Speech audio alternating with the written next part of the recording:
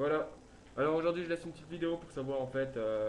Bien sûr, ça concerne les supporters de la SS et les supporters marseillais parce que ça va parler du entre guillemets du choc qui va opposer la Saint-Etienne et l'Olympique de Marseille.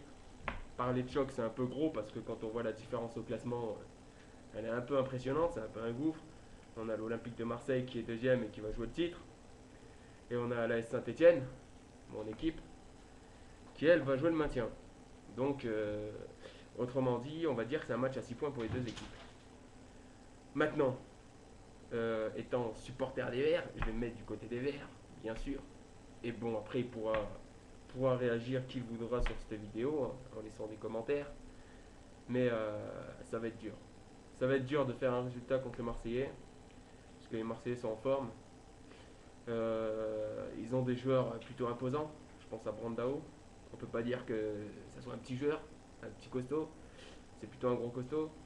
Nous, on n'a pas vraiment des grosses bêtes dans l'équipe, à part Salle. Mais bon, on va parler de Salle, on va parler de Salle.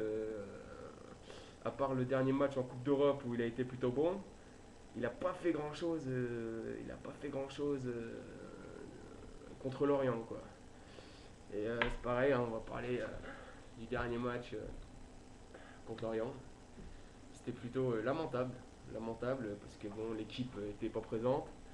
Alors la défense, elle était à la rue. Les milieux de terrain, on n'en parle pas. Et les attaquants, complètement à l'ouest. Alors heureusement qu'il y avait les Miralas pour relever un peu le niveau. Heureusement qu'il y avait Payet qui, sur un coup franc, dépose le ballon sur la tête de Benalouane qui n'a plus qu'à le pousser. Mais sinon, on s'est fait bouffer, quoi. Je pense à Varro qui essaie de dribbler en défense, sérieux. Tu te vois, toi, défenseur, tu vas amuser, allez, tu fais un petit l'autre, tu fais un petit crochet à gauche, après un petit crochet à droite. Ouais, forcément, l'orienter, derrière, il lui chipe la balle, et puis voilà, quoi, ça fait un but. Hein.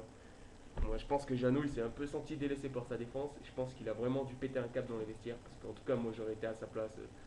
J'aurais vraiment boosté l'équipe, parce que là, franchement, je sais pas s'ils ont encore l'amour du maillot, mais il faudrait peut-être qu'ils se rappellent des vertus de Saint-Etienne. Hein. Ok, combativité, tout ça, ça a toujours fait partie de la ville de Saint-Etienne. Travailler, il n'y a que comme ça que ça réussit. Voilà, quoi.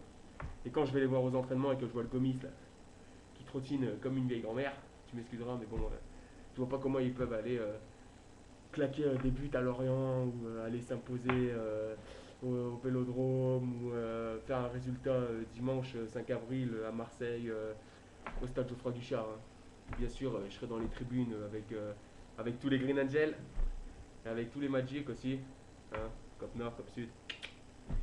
Et voilà quoi, bah, nous on sera toujours derrière notre équipe, 12e homme, on lâche jamais rien.